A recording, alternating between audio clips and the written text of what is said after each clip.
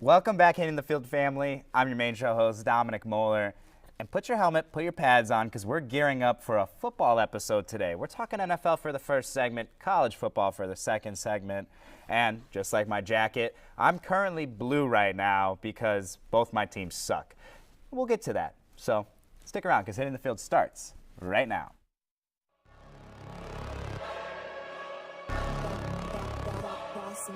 Things gon' change when I really hit the field. Undefeated champs, man, you know what's the deal. Tryna find a kid, I'm in the field doing drills. Boy, you just a sucker, you ain't never keep it real. 3 rings in my hand, I'm a warrior to the max.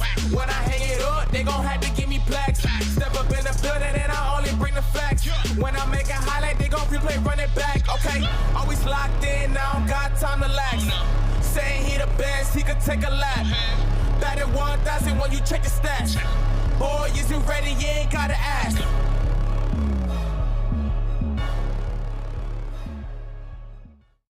Welcome back, and I'm joined by my co-host now, Jack Hansel, the Prophet, and Jeremy Belland. Welcome to the show. First time on main show, and we're gonna be battling. We're gonna be going head to head as the segment goes on. But first, we're gonna start off with a little bit of an easier kind of talk about Dolphins dominate the Denver Broncos 70-20. Now, guys, are the Dolphins, would you consider them the best team in the NFL right now? Absolutely. James, I'm going to go to you first. Yeah, take it away. Take it away. No, go on. No, I'm just going to say, I'm a Dolphins fan myself, and I prefer to think that, if you watched the game, you saw the absolute slaughtering that they did to the Denver Broncos. There's not much to really say about it, and we can get into the stats in a little bit, but... No, and Jeremy has a great point. Yeah. I mean, statistically, the Dolphins are the best team in the NFL right now. But Jack doesn't think so. Of course not. Why would I think the Dolphins are the best team in the NFL? Listen, when it comes down to it, if there was a playoff game right now, are you taking the Dolphins or are you taking Mahomes, Andy Reid, and the top 10 defense? If you pick the Dolphins, I expect you to, because I bet you're a homer. But the Chiefs, by far, have the biggest question with the Chiefs right now is the passing offense when they have Patrick Mahomes. So when that turns around, which it will, because we're looking at the greatest quarterback talent of all time, the Chiefs will be the best team. They're going to win a Super Bowl again. And I don't care that the Dolphins want to run up a score against the sorry Broncos. I just don't care. And Jeremy, I don't think Jack's mentioning a little bit about the Dolphins' pass offense. The Dolphins are looking like the most explosive offense in the league. Do you see this keeping up, or do you see the Dolphins kind of hitting a plateau almost? I think they're going to keep it up. I mean, if you look at just look at the games. Tua makes a great pass to Tyreek. Tyreek is out of there. Even with anybody else, even in the backfield, he could throw it to Mostert. He could throw it to A-Chain. As soon as they catch the ball, they are taking off. It is straight explosiveness all throughout. The thing with Tua, and let's take a serious note, the thing with Tua is he does benefit playing in warm Miami all year long. His arm strength is not very strong. So when he has to go play in Cincinnati, in Baltimore, in Kansas City, even during the winter months, that's when you see quarterbacks with weaker arms not fare too well. And I do not think the Dolphins are going to get the 1 seed and play home throughout the playoffs. I just don't think that's going to happen. The division is too tough for that. So I do think come playoff time, come even after Thanksgiving time, the Dolphins will start to struggle on their road games. I think you bring up a valid point. I do think Tua, and I've been a little bit of a Tua hater. I've clocked into the 9 to 5 on the hater train, but Tua's really proved me wrong here. But Jack does make a great point. When Tua goes into colder weathers, he's notoriously bad for that. But Dolphins are balling right now, and I can't wait to get into this next segment. We're gonna start with you, Jack, because I'm not gonna, as you know, I'm a Bears fan. He's a Vikings fan. Yeah. Jeremy, get ready for this, because this is going to be some true passion on segment. And I'm also a Notre Dame fan, but next segment, don't worry, I'll be back for that. Jack, what about the Vikings having the same record as the Chicago Bears? What's going on? Are we just having – what's up with the Vikings? What's up with the Vikings? Here's the thing. There's one side of me that's like tank for Tua. But here's the Tua. Not Tua. Jeez. Oh God. Caleb was God, no, not Tua. Please, not Tua. You heard it here first. Tank for Caleb. But there's another part of me and this is my hot take for the Vikings. The Vikings right now are a better team than they were last year at 13-4. Just a better team. They are right now. They're second in the league. Now credit to Dolphins are by far the first, but they're second in the league in yards per play. They can move the ball down the field whenever they want. Their defense was 31st in scoring defense last year. They're now, again, not good. They're 26 now, but improvement. Same with their pass defense. Same with their run defense. They move the ball well. It's just hard to win when you do fumble the ball 9 times in 3 games, and when you turn the ball over 10 times in 3 games. The turnover differential is not ideal, but like I don't think that is something that continues. For example, like the Colts last year led the NFL in fumbles with 14. The Vikings have 8 already. Do I think they're going to stay on that rate the whole year long? Absolutely not. So I do think when they eventually figure out the turnover problems, they're going to be a lot better. The problem is when you start 0-3, you're already kind of doomed to like have like 9 wins. Yeah, that's a valid point. I just want to say, so where do you think the fumbling stems from? Like, is it just like a practice thing, like a mindset thing? Like, what's going on here? I do think fumbling and turnovers and general interceptions is just like a yearly thing. Like last year, the Vikings were very fortunate and they dominated the turnover battle every game. This year, it's just like it's the same thing with close games. You know how like the Vikings won 11 close games last year. It just switches over by the year. It's pretty random. I don't think it's anything preparation-wise. I do trust our coaching staff. I do like our coaching staff a lot. And Jack was in his. You're in your bag. Yeah. You're in your bag right now. But I do have to say this with Minnesota. I'm agree with you. This is the first time I'll agree with Jack on show. I think they're the best worst team in the NFL right now. Wow. They're the best 0-3 team in the NFL. Take. I think 0-3. they're the best 0-3 team. I think. You know why? Hey, you can't say much because they're same record as the Bears. It could flip. You never know. I will say this. The Vikings have looked very good, and they've lost a lot of close games. The difference, I think, with the Vikings, and I said it actually about the Lions too, and I love Kirk Cousins to death, but it's the quarterback troubles. You don't have that quarterback that's going to rally a team around you anymore. He's kind of getting up there in age. The team's kind of getting past it. But we're actually going to transition to the next talking point. Speaking of quarterbacks, yes, the Chicago Bears lose 41-10.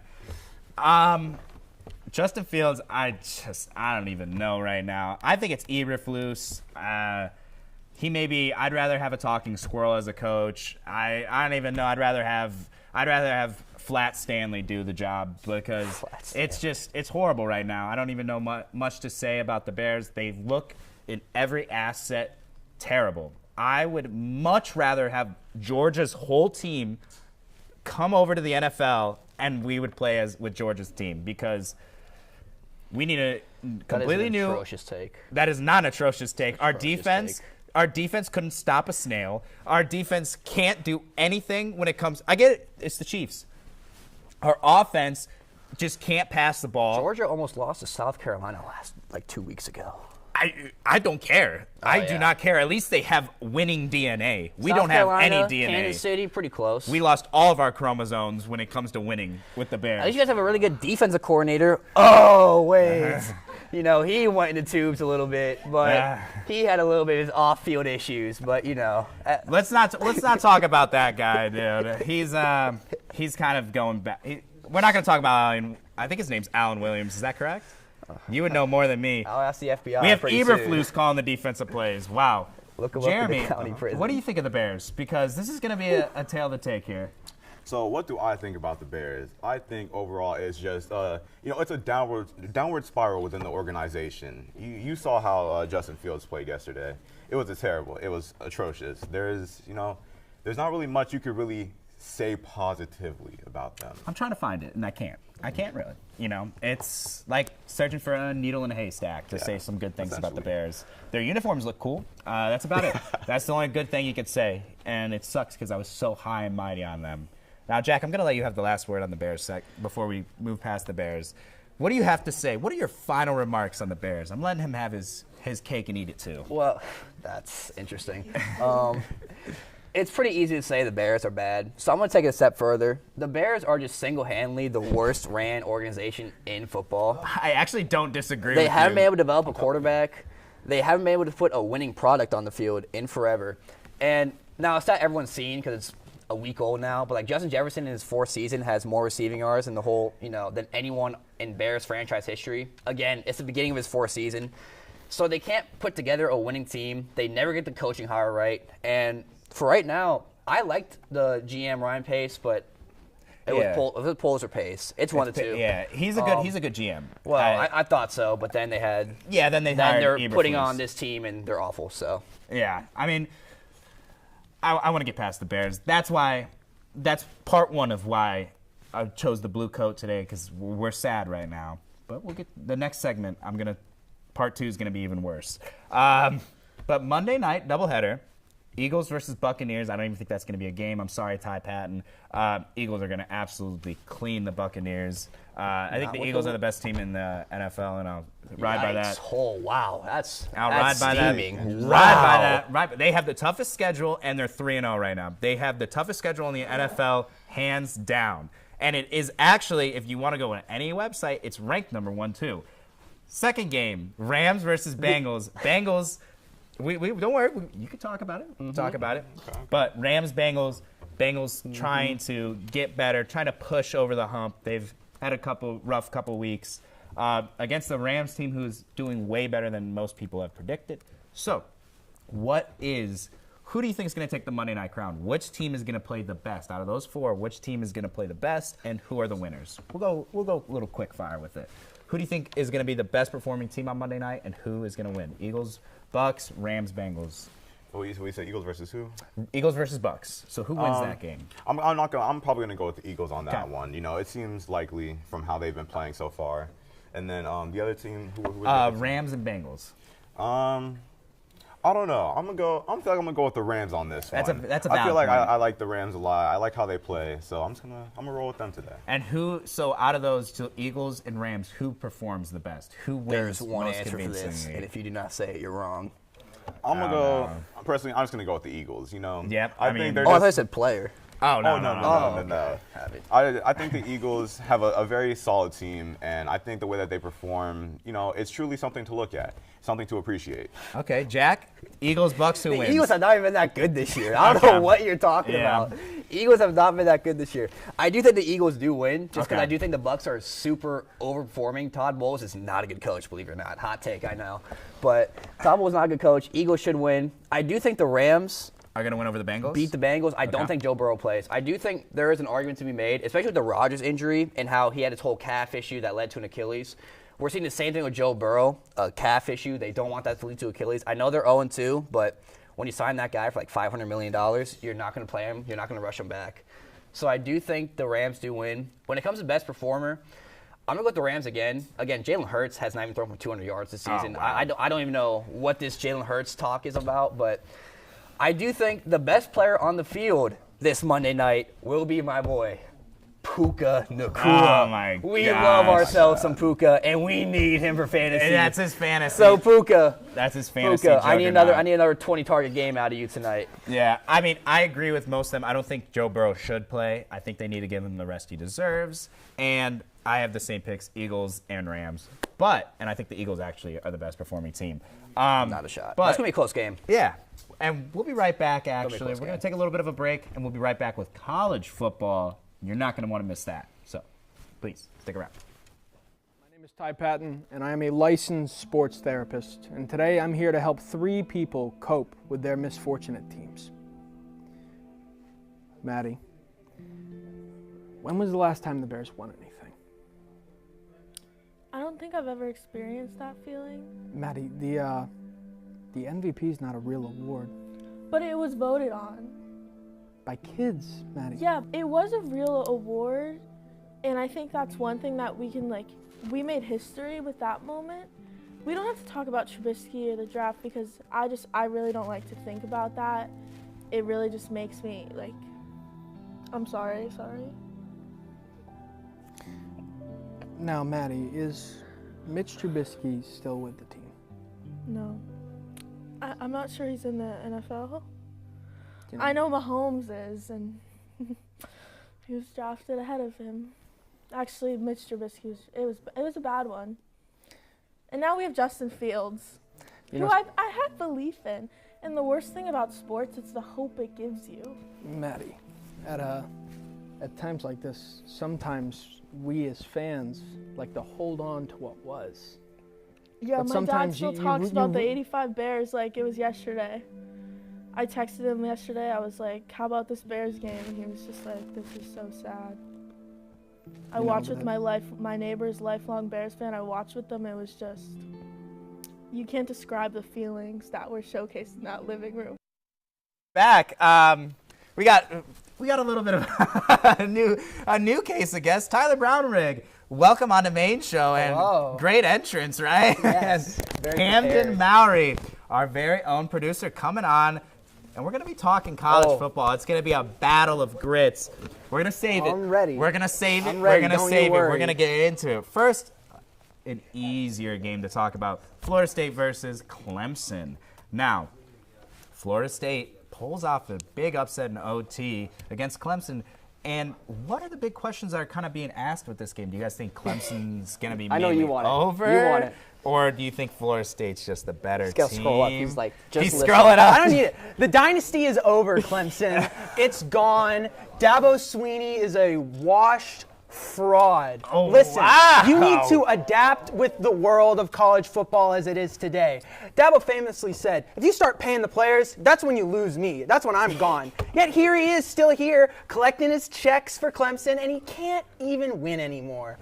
He can't. He got Garrett Riley, TCU's offensive coordinator, brother of the great Lincoln, apparently, and he can't call an offense for anything. They're terrible. They're not good. Dabo should just walk into the sunset while you still can, while you still got some good grace left in you, because Lord knows Clemson fan base is calling for your head. Yeah, let's go to. Wow. Jordan Travis played all right, but I do want to say Clemson had a chance to win that game. They were up, and it felt like Florida State was kind of clawing back Yeah. into it. And then that sack fumble really changed the game. It was either start of the fourth or end of the third, I forget. But that was kind of like the momentum change right there when that happened. And then there was a missed field goal by that kicker that Dabo Man. Swinney was like, hey, we got this new kicker. I hope it doesn't come down to a kick. And of course, with a minute and something left, they go right to a kick, and he misses it, either wide left, wide right, I don't remember. And then it goes to overtime, left, thank you, Luca. And then it goes to overtime, Florida State wins. It's just like Clemson had a chance to be in that game, but they didn't win.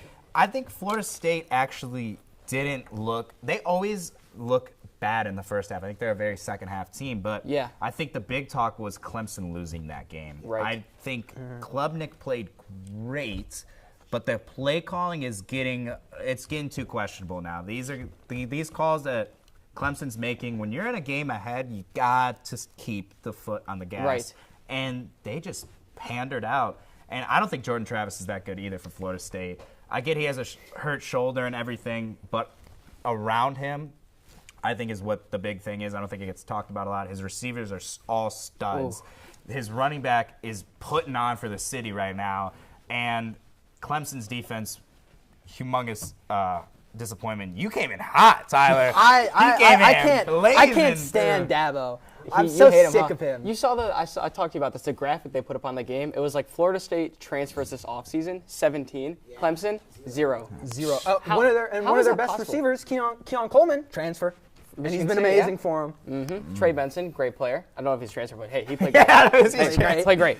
We're going to actually pivot to, it's not a controversial game. It wasn't a close game. Colorado against Oregon. I think this has more questions for Colorado than good for Oregon. I think Oregon was already a really good team. Bo Nix should be top 3 Heisman finalist, and I will ride that hill. Sanders isn't there yet. He's not there yet for top 3. But he's got next year to be probably one of the Heisman guys. But now, is the Colorado hype train over, guys? I think Colorado fans and doubters just got to pump the brakes a little bit because, I mean, did we really come in and expect Colorado to win every game or even, like, be in every game? I mean, do you remember last year the margin of victory for Colorado or the margin of defeat was like 28 points? This is a one-win team Right, last year. and they're already a 3-win team. And, yes, I know, they didn't have Travis Hunter in the game. He probably won't play next week either. It didn't make that much of a difference. I'm sorry. I mean, he might have been worth 3 points each way, and they would have lost 38-14. Oregon's really good. Yeah. It was on the road. It's hard to win in Oregon. All right? It's not a lot of teams do it. I believe Washington did it last year. Other than that, it is difficult to win in that stadium with those college kids. And so let's just pump the brakes a little bit on Colorado. I mean, if they go 8-9 wins, people will be disappointed, but that's a success. Yeah, I think Colorado. I think they have they're a year out. Yeah, Listen, they're Deion's well ahead of schedule. Absolutely. And you've got nothing to really worry about. Now, of course, you're playing USC next week, which is another tough game to go back to back. Yeah. Hopefully, you keep that one competitive. But Colorado, their goal this year was a bowl game. They're not in the upper echelon of the Pac-12. They're not going to be competing for a national title. But to get ranked in the top 25 early on in the season and just come out the gates looking amazing, you're showing a lot of great promise, and that is they still have a lot of holes to fill on this roster. Were they ranked week 2? Yes, they were ranked week 2. Yeah. That already, if you told me, hey, this coach, leave him nameless, let's just say, whoever it is, comes in, turns your 1-win team into a top 25 team within 1 week of playing and football. starts You're with a upset where you were 20-point underdogs. against Yeah. the reigning national champion runner-up. So Yeah. it's like, all right, I'll take it. I'll take it as a Colorado fan. You got to be a little bit enthusiastic Yes. for this whole turnaround of the program. Absolutely. But now it's time. We're cracking the knuckles. We're getting into it. Ohio State versus Notre Dame. And I am going to talk a little bit here. Notre Dame lost that game. Ohio State didn't win that game. 2 dropped interceptions, 10 men on the field. That last drive was the epitome of a crying face emoji because Notre Dame choked that. Last drive of the game, their defense was playing very good against a high-scoring offense. They were shutting down Marvin Harrison, and it looked like a joke. Sam Hartman, I think he played a very game plan-esque play. They did not want to go for the flashy plays. They were kind of playing it safe by hands. They were getting into the field goal range, and they missed their field goals, which is but they're a very run-heavy team. They have a great offensive line. They have 5 running backs that they utilize. So they were playing the short game. They were going to try to grind out Ohio State, and what ends up happening is Ohio State grinded them. There's nothing much to say with Notre Dame. You got to go back to you lost that. You did not get beat. You lost it to yourself. 10 men on the field when it's a 1 yard to the end zone game-winning score is a joke. And Marcus Freeman, I think you said it, Tyler. Yes, Marcus Freeman. Say what he said. Say what he said. Marcus Freeman, after the game, in the post-game press interview, he said, he asked, why were there 10 men on the field? Did you know? He's like, yeah, that was a choice. We didn't want to get a penalty. I understand football is a game of inches, but your game and maybe your season is on the line right now. And just, it's the second time in my life I've seen a Notre Dame burn to the ground tragically. And it's just such a disappointment every year. Get used to it, Tyler. Wish Notre Dame could just get one for them, And it's I tough. really wanted it. You wanted that one, yeah. And You Notre caught it. Dame, you still have hope. You have number 17 Duke, number 8 USC on your schedule. Your playoff hopes are not dead, but you're They're going to need some drowning. help. But you are on life They're support. treading in some deep I don't water like the there. color red today, okay? Ohio I State, almost- Chiefs, come on. I almost went out there and was like, let me full blown Ohio State outfit, but I didn't. First of all, Dad, take it away. This is Camden's Super Bowl right now. I Camden, mean, take hey, it away. I might never come on a show again. This might be the last time. I'm retiring after this, just like Davo said he would. First of all, shout out Notre Dame. Great game. Had me on my feet pretty much the whole game, all right? Right? They played fantastic. We should not discredit Notre Dame for that performance. However, you guys are saying Notre Dame lost that game, Ohio State didn't win it.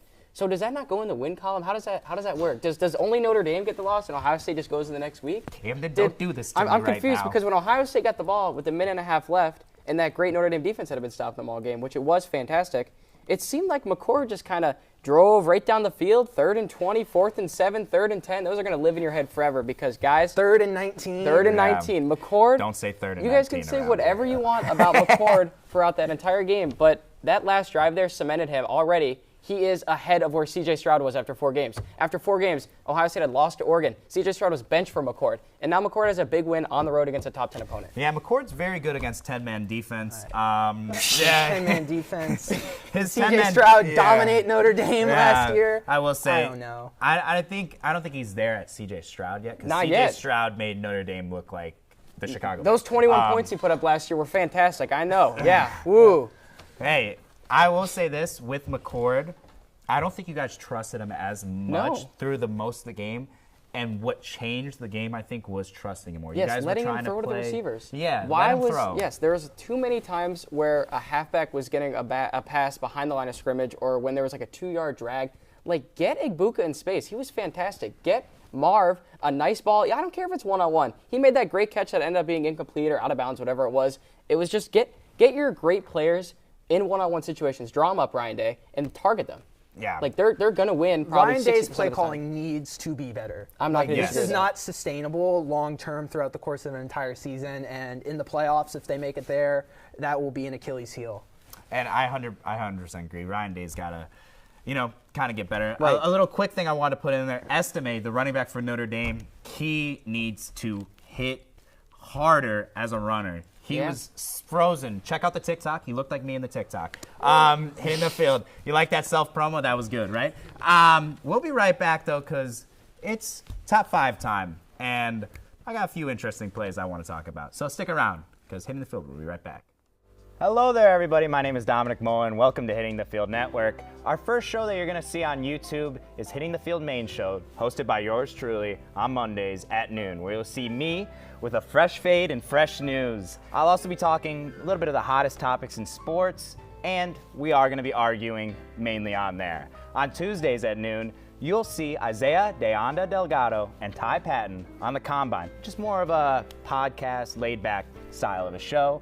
And if you're looking for the most creative segment ideas, head on over there on Tuesday. On our off day, don't forget to check out the studio vlogs on Wednesdays. Andrew Montano does a great job of giving a little bit of the behind-the-scenes look into Hitting the Field. Moving to Thursdays, speaking of Andrew Montana, him, Philip Powell, and Ezra Hines lead the way on HTF Bets. The Bets boys always come dressed to impress, and if you're looking to win some money and catch up on the latest betting lines, that's the show for you. On Fridays, you're going to head over and see Matty Glass and the always wrong Tyler Brownrigg on Nighttime to break down everything about college sports. If you go to UCF or are interested in UCF sports, this is the best place for you. Sorry, Tyler. Our newest show here at Hitting the Field on Saturdays is Girl Talk, hosted by Kirsten Blaylock and Lexi Zolo. The all-female hosted show tackles breaking news all across the sports world and as well reliving the history and current state of your favorite team. Check that show out Saturdays at noon. Again, I am your main show host, Dominic Moeller, and if you're enjoying this content, don't be afraid to subscribe to our Hitting the Field YouTube and check out our Instagram. But for now, that's all. I'll see you on main show. Take care. Hello, welcome back. It's time for Top 5 time, and just like the jacket, we're going to be rocking Blues Clues investigating these plays. Number 5. This is a little bit of a big hitter. You know, we always put 5 as the big hits here. Kansas's hit against BYU, both 3-0 teams, both great games. Kansas is playing way better than you would expect. Great hit. Looked like Jay Jettis last week, 2 weeks ago when we did the top 5. You know, the 5 spot's a little bit of a defensive vibe that we're going to go on with here. But great hit from Kansas, who's playing way better. BYU, tough game to lose. I don't know if I actually... I might have forgot it a little bit here. But number 4, Acuna. Yes, we are including a baseball highlight. I know, tough, crazy, right? But this is history right here. Acuna, see you later, alligator. He hits it, boom, sky, boom. Don't talk about baseball enough. I know all the baseball lovers are, happy. They're smiling. And if you're an Atlanta Braves fan, you're even happier because Acuna, a little bit of a celebration. And this man is crazy enough. I mean, I want to get a Judge highlight, but he's got to do a little bit more. He's got to give me something I want to talk about. And Dansby Swanson, shout out the Chicago Cubs because they might make the playoffs this year. And if they do, we will be talking about that. Tua, we talked about it the first segment. Miami Dolphins are feeling it. Tua's feeling it in the hot weather. A little bit of a quick pass vibes. He's looking like Magic Johnson, any great point guard of history. That's how Tua's playing right now. I know it's the hot weather. He's in Miami. He's probably going to go to the beach after, chill out. But this is crazy. Their offense is high-powered as can be, and the Broncos are frozen. Number 2, this is, we like to include a little bit of crazier plays. A little bit of a tip drill, crazy interception. You can kind of see a little bit. NC State against Virginia. This is a pivotal point in the game, and Virginia's quarterback, I don't know what you're doing throwing it into a 4-man coverage, but it's a tip drill, interception. You got to say what's going on here. Wanted to show you the thing. It may have been pushed out of screen. My fault, everybody, but this is crazy. Virginia quarterback, Y4 coverage. Who are you looking at? Do you need help? Do you need glasses? Do you need contacts? I mean, what do you need to not throw it into four-man coverage? And number one, this is the craziest play. I think we could all agree. If you're a Florida fan, shout out Graham Mertz, though. I love that man. Graham Mertz is a stud, and this is crazy. The Jordan logo on the jerseys and the Jordan logo in the real game. This is crazy.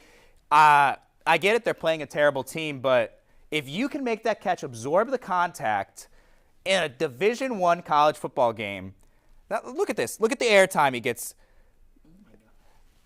Yeah, as Luca Costa says over here, you're reacting a little bit here.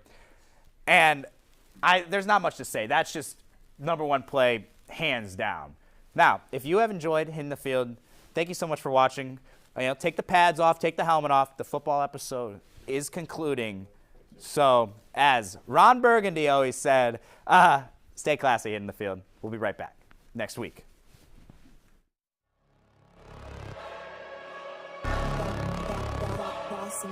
Things gon' change when I really hit the field. Undefeated champs, man, you know what's the deal. Tryna find a kid, I'm in the field doing drills. Boy, you just a sucker, you ain't never keep it real. 3 rings in my hand, I'm a warrior to the max. When I hang it up, they gon' have to give me plaques. Step up in the building and I only bring the facts. When I make a highlight, they gon' replay, run it back. Okay, always locked in, now I don't got time to lax. Saying he the best, he could take a lap. Batted 1,000 when you check the stats.